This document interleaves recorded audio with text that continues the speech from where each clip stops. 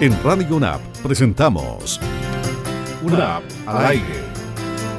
Un programa de la Dirección de Vinculación y Relaciones Institucionales. Todos los martes y jueves a través del 101.9.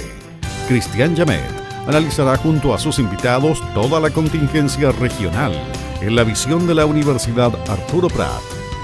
UNAP al aire.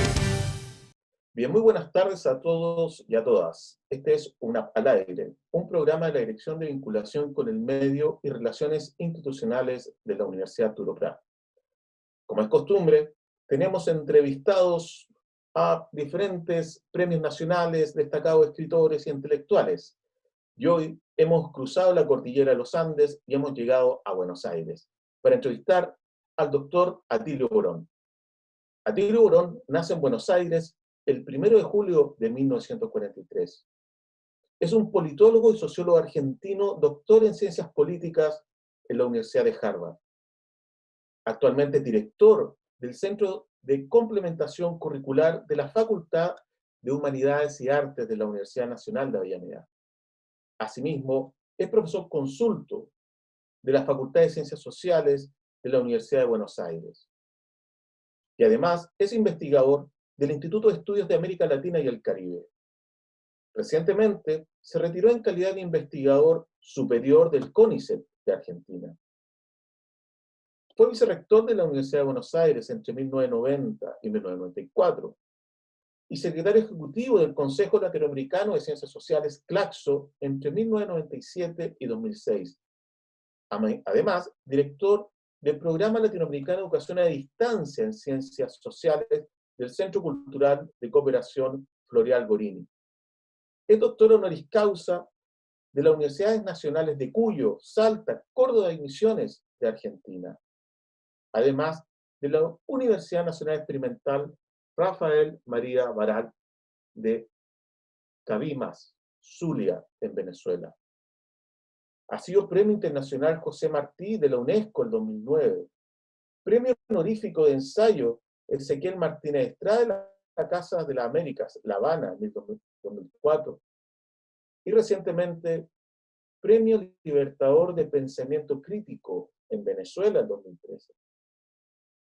Bien, doctor Atilio Borón, muchas gracias por estar con nosotros acá en un programa de UNAP al aire, una iniciativa que intenta mantener viva la reflexión con distintos intelectuales de Chile y de Latinoamérica. ¿Cómo le va? Buenas tardes. Muchas gracias por darme esta oportunidad de estar en contacto con el público de ustedes.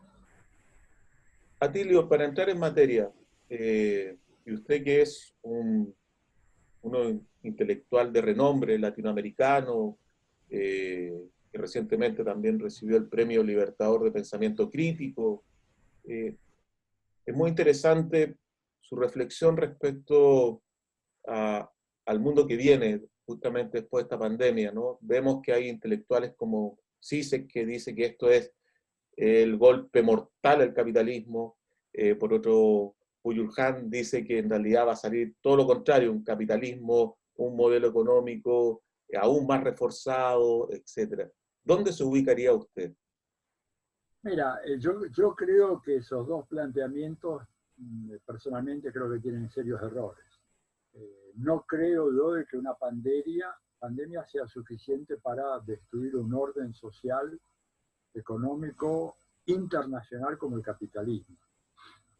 Ni tampoco creo que necesariamente de esta gravísima crisis con la cual se enfrentan las economías y las sociedades capitalistas salga un capitalismo remozado más fuerte, probablemente más autoritario y más bárbaro que el que tenemos.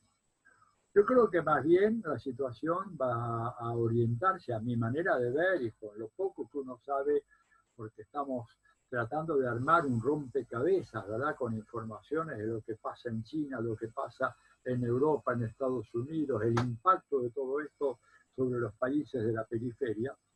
Pero mi impresión es que vamos a salir, en primer lugar, con un orden internacional muy diferente a aquel al cual entramos, ¿verdad?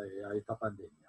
El viejo orden basado en una hegemonía excluyente de los Estados Unidos, yo creo que esto se termina y al terminarse lo que vas a tener es algo que yo hace un tiempo escribí, y tal vez anticipatoriamente, un orden post-hegemónico, en donde no va a haber una gran potencia con la capacidad para hacer y deshacer a voluntad, como Estados Unidos tuvo esa capacidad durante largos años. En este momento no lo puede hacer, ya no lo puede hacer, y creo que después de la pandemia mucho menos todavía. Y si no, pensemos qué hubiera pasado, digamos, con un gobierno como el de Nicolás Maduro en los años 80, principios de los 90. Hubiera corrido la misma suerte que Noriega en Panamá, hubieran llegado los marines, en lugar de 6.000 que mandaron a Panamá, hubieran mandado 40.000, lo hubieran tomado, lo hubieran llevado, lo hubieran metido ahí en un hoyo, prisión en reclusión absoluta por tiempo indefinido. Hoy no pueden hacerlo, no pueden de ninguna manera hacer eso, ¿verdad? Entonces creo que vamos hacia ese nuevo orden. Esto es lo internacional, con un orden apoyado en tres patas, una mesa de tres patas, una pata americana o estadounidense, una pata china y una pata rusa. Esto es lo que mantiene el sistema en equilibrio. Ninguna pata se va a caer, ¿verdad? Ninguna pata se va a caer, pero ninguna va a ser suficiente para actuar y sostener esa tabla, esa mesa en equilibrio por sí sola. Y en el terreno doméstico, yo creo que la desacreditación que ha sufrido la teoría neoliberal y la práctica, la doctrina y el modelo de gobernanza neoliberal es tan profundo que difícilmente cualquier gobierno en el futuro pueda salir a decir de que lo que necesitamos es menos Estado y más mercado y dejar que las fuerzas de mercado se encarguen de proveer los bienes que necesita la sociedad, llámese salud, seguridad social, recreación, deporte, cultura, transporte, lo que tú quieras. Esto mismo lo está diciendo, con otras palabras, el New York Times, en una editorial muy importante de hace unas 2 semanas, cuando estalló todo esto, en donde sacaron un editorial, digamos, muy largo, diciendo que Estados Unidos y su gobierno y gran parte de la opinión pública había caído en la noción quimérica, usan esa expresión, la noción quimérica de que los mercados podían producir los bienes que debían producir los estados. Y que ese error lo estamos pagando ahora de una manera carísima.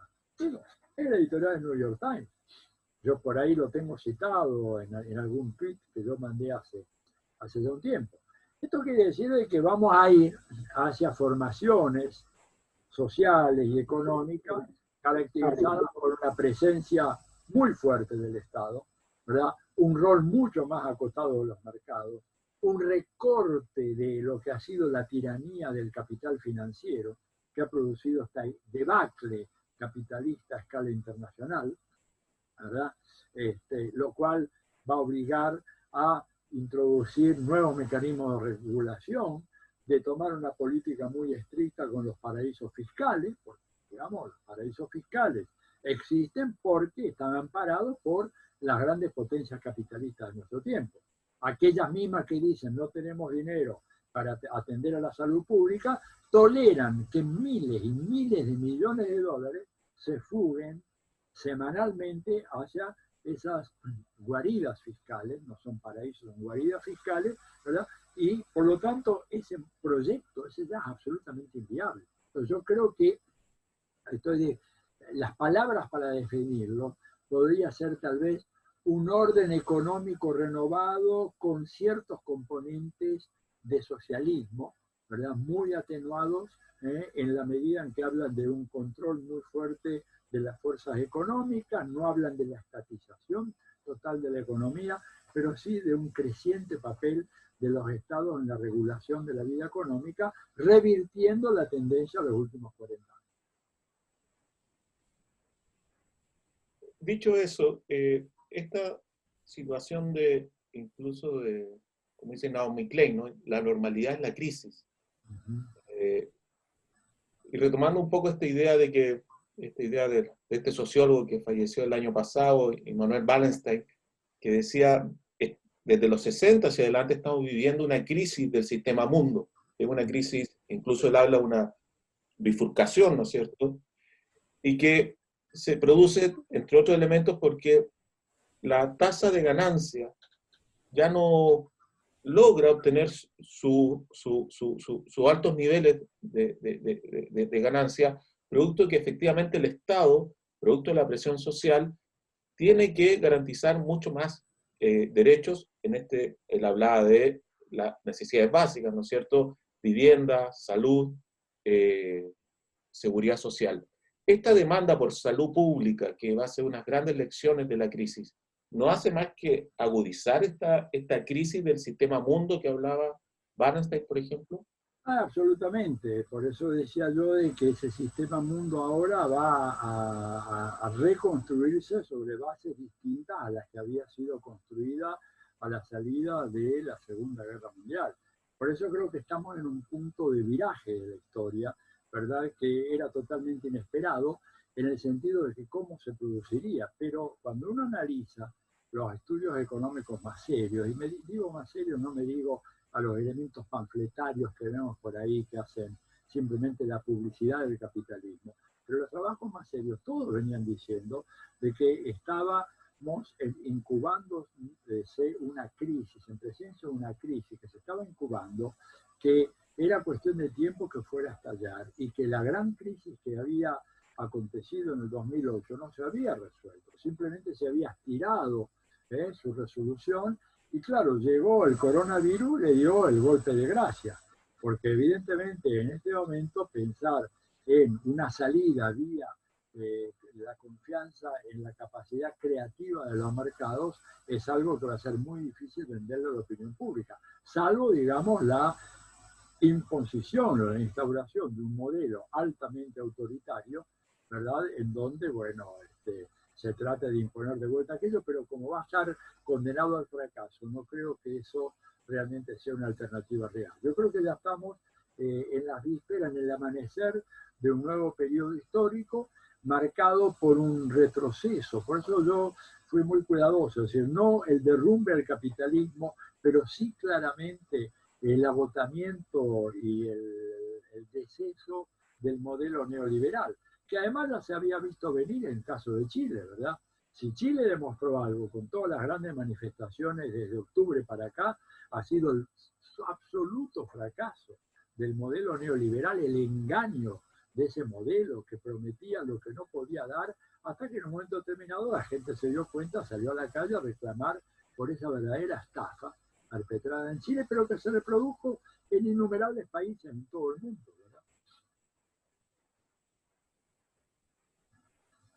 Dicho eso, el caso chileno paradigmático de esta consigna que en Chile nace y muere el modelo neoliberal, fue una de las consignas del 2018, un Estado que se ve forzado a ampliarse producto de un estallido de meses. Y sin embargo, con la pandemia, la cuarentena, hemos visto que se ha intentado tal vez controlar la sociedad, esta sociedad que había estado en movilización, ¿no es cierto? Controlarla a partir de esta situación, sin duda, de contingencia excepcional. ¿Cuánto puede aprovechar, por ejemplo, sectores que estaban en crisis, sectores como la derecha chilena, aprovechar de una crisis como la contingencia para reinstalar, para reimponer su modelo económico?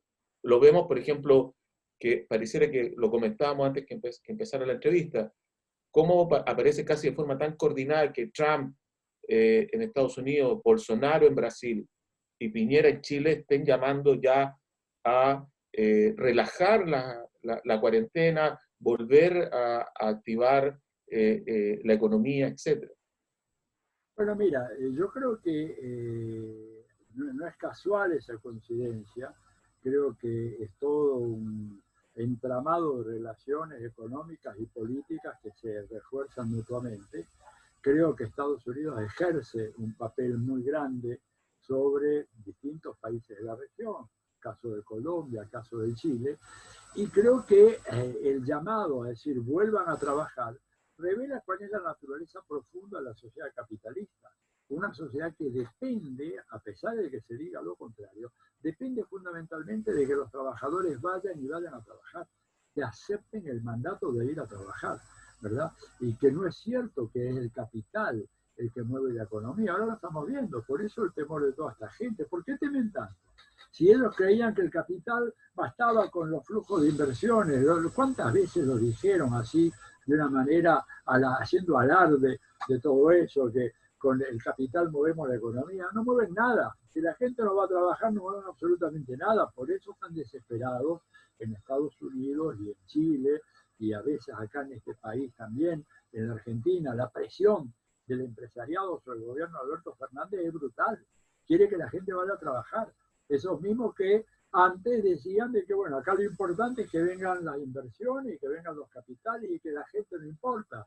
Ahora resulta que sí, la gente es decisiva. Entonces yo creo que lo que estamos viendo es como esta presión muy, muy fuerte está hablando de los límites de ese modelo de acumulación capitalista.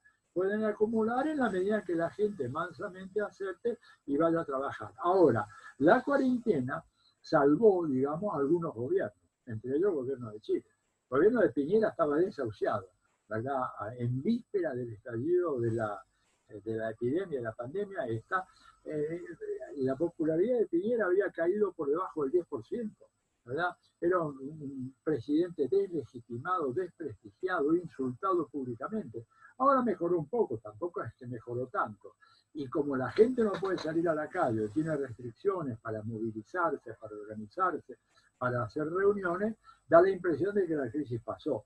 Se equivocan. Lo que hay es un paréntesis, ¿verdad? Pero yo creo que en cuanto a esto se permita una cierta normalización de la vida social y la gente vuelva a salir a la calle, no solamente para consumir, van a salir para consumir y para protestar y para exigir o bien la caída de ese gobierno que le ha hecho tanto daño a la gente en Chile, o simplemente para asegurarse de que el referéndum no va a ser una trampa, conscientes de que el gobierno y la casta política chilena están y han diseñado una trampa para frustrar las necesidades de tener una constitución genuinamente generada por chilenas y chilenos, porque lo que ellos quieren es otra cosa. En ese contexto, Atilio, ¿cuál es el papel tal vez de espacios como por ejemplo la universidad en este proceso de repensar? Algunos hablan en Chile del doble shock, el shock que fue del 2019 con el estallido social, este shock de la pandemia, que algunos lo quieren usar justamente como doctrina del shock, con el miedo para poder instalar un tipo de orden social autoritario, etc. ¿Cuál es el papel de las universidades públicas? Usted que es profesor de universidad pública, hemos tenido que pasar como universidades a un formato de teleformación, de formato a distancia, no podemos tener este contacto con los alumnos. ¿Cuál es el papel de la universidad de la universidad pública, sobre todo? Bueno, la universidad pública debía estar en la vanguardia del proceso de repensar la historia reciente de Chile y tratar de ofrecer un insumo a la ciudadanía para que a partir de ese insumo ofrecido por los profesores, los académicos, ¿verdad?, esa sociedad pueda decidir qué rumbo seguir, por dónde avanzar. Yo creo que lo que ha habido en general en América Latina ha sido que las universidades fueron cooptadas por el poder capitalista, desgraciadamente. Y esto producto de una estrategia no solamente nacional, sino también internacional. O sea, hubo una estrategia internacional, ¿verdad?, tendiente a que las universidades se conviertan simplemente en cajas de resonancia, de reproducción de los lugares comunes de la mentalidad capitalista, los intereses de los capitalistas. En ningún momento hacer planteamientos críticos, poner en cuestión los grandes temas. En el caso de Chile, el tema del medio ambiente es un tema fundamental, el tema de los pueblos originarios, el tema de los derechos de la mujer, ¿no es cierto? Hay investigaciones que se han hecho que son realmente impresionantes. En el caso de las mujeres en las ciudades latinoamericanas, no sé si se discutió esto allá en Chile, pero acá, ¿verdad?, tú veías, por ejemplo, la enorme diferencia en la expectativa de vida que hay mismo en el Gran Santiago entre las mujeres que habitan en los barrios altos y aquellas que viven en la periferia de Santiago. Hay una diferencia en expectativa de vida de 18 años. O sea, les roban 18 años de vida a las mujeres populares este modelo neoliberal.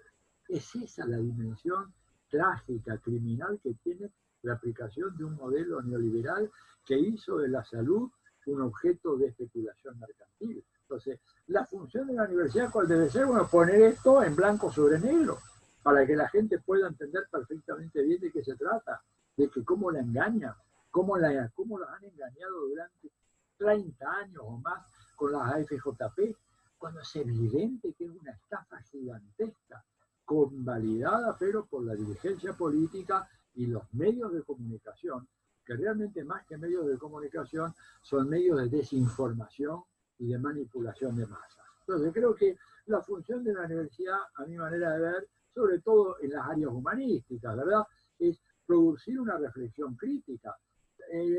No es que yo diga que la universidad debe conducir ese proceso de rebelión popular, pero debe ofrecer insumos, ¿verdad?, informaciones que no están disponibles fácilmente para la gente del común, en Chile, en Estados Unidos, en todo el mundo, ¿verdad? Porque la información es poder, recordemos, no es una premisa del análisis político. El que tiene información tiene poder, el que carece de información es impotente. Por lo tanto, la universidad tiene que poner esa información al servicio del pueblo y hacerlo, claro, trastocando algunas de las reglas de la academia, o sea, con lenguaje llano, sencillo, claro, susceptible de ser descifrado por una población con un nivel elemental de educación, como es la gran mayoría de las poblaciones en América Latina, pero que pueden recibir un mensaje cuando se lo dice de una manera sencilla y clara, demostrando las trampas del sistema. Creo que esta es la función que tiene que tener, sobre todo la universidad pública, porque la universidad pública, como su nombre lo dice, está al servicio del público, está al servicio de las y los chilenos. Entonces, me parece que esa es su función. Para ir terminando, Atilio, y agradecer toda su disponibilidad desde Argentina. Los movimientos sociales en Latinoamérica y en Chile en particular han tomado un protagonismo, ¿no es cierto?, desde la sociedad civil, imponiendo agendas a los estados, etcétera, incluso algunos deviniendo en gobierno en estado, el caso de Bolivia, Ecuador, Brasil mismo, etc. ¿Cómo mantener la idea de movimiento social en un contexto de cuarentena, de confinamiento, etcétera? ¿Cómo mantener esa idea que pareciera ser que es contradictorio, ¿no es cierto? No se pueden reunir. ¿Cómo pueden aprovechar, tal vez incluso cualitativamente, los movimientos sociales este periodo? Tal vez los movimientos estudiantiles en Chile han sido, como dice este sociólogo que entrevistamos, han sido la columna vertebral del movimiento popular en Chile. ¿Cómo aprovechar esta contingencia? Mira, yo creo que, a ver, los movimientos sociales hoy, yo creo que en virtud de las restricciones impuestas por la cuarentena, han desarrollado nuevas formas de asociatividad, como la que estamos teniendo nosotros en este momento, y como la que tú vas a difundir a través de la radio, ¿no es cierto?, de la UNAP, que va a llegar a mucha gente. O sea, la cuarentena nos ha liberado de la obligación de estar físicamente en un determinado lugar, ¿verdad?, y sin embargo poder actuar colectivamente a partir de redes que hemos ido armando y se han ido tejiendo en el marco de la cuarentena.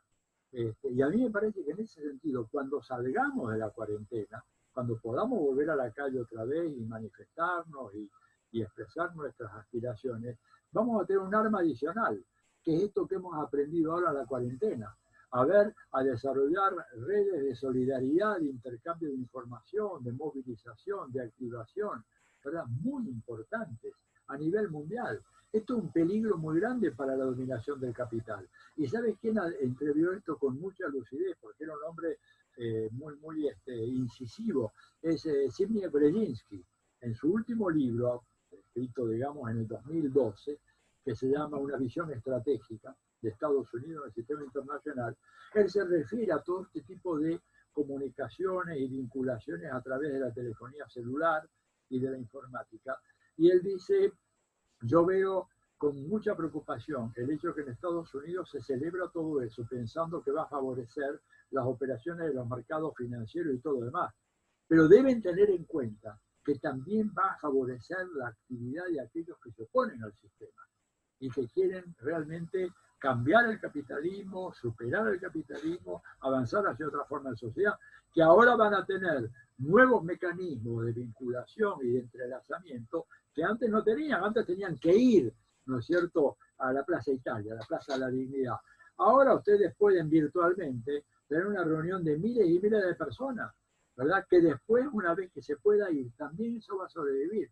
O sea, yo creo que salimos fortalecidos de esta crisis, porque vamos a tener mejores instrumentos de organización y de intervención en la vida social y política. Así que yo digo, esta es una desgracia, por supuesto, ¿no? Una desgracia que ha caído sobre la humanidad, que va a llevar, ya está llevando miles de muertos, nomás en Estados Unidos están por encima, en 3 o 4 días más en Estados Unidos va a haber más muertos que tropas norteamericanas en Vietnam.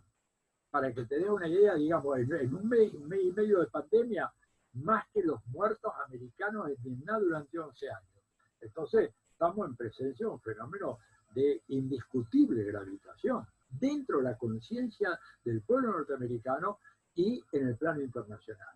Y yo creo que este uso de los medios electrónicos de comunicación y sobre todo de articulación, porque no solamente comunicación, sino articulación de iniciativas, me parece a mí que nos dan nuevos instrumentos para luchar contra el despotismo del capital, que ha sido la práctica durante tantas décadas en la historia reciente de América Latina.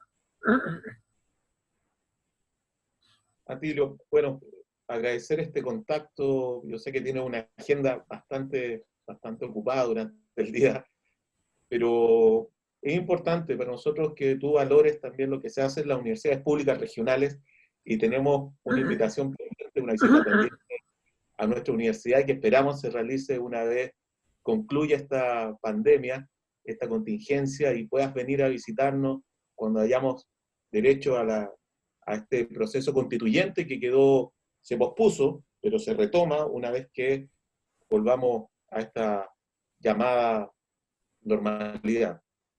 Mira, Cristian, con todo gusto, tú sabes que yo padezco ahora un síndrome de abstinencia, porque yo durante los últimos 4 o 5 años he estado volando por lo menos una vez a la semana. Entonces estaba diciéndole a mis amigos, por favor, llévenme, pónganme en un avión, que no se mueva el avión, me siento ahí, quiero ser, aunque sea el check-in, no importa, después me vuelvo. Así que cuenta conmigo que si salimos bien de esta pandemia, uno de los viajes que tengo pendientes hace largo tiempo, e ir a visitarte para allá.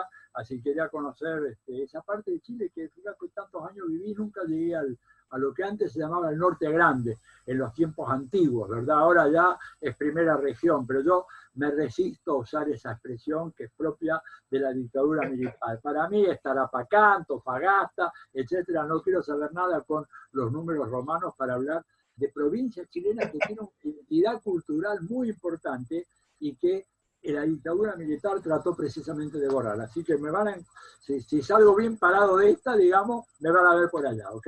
Te agradezco de todo corazón que me hayas llamado y bueno, nos mantendremos en contacto, y un abrazo a toda la gente de la universidad y de por allá. Muchas gracias, Atilio. Nos vemos al regreso, sin duda. Así que, ok. Hasta luego. Adiós. En Radio UNAP hemos presentado UNAP al aire, un programa de la Dirección de Vinculación y Relaciones Institucionales, todos los martes y jueves a través del 101.9, con la contingencia regional en la visión de la Universidad Arturo Prat. UNAP al aire.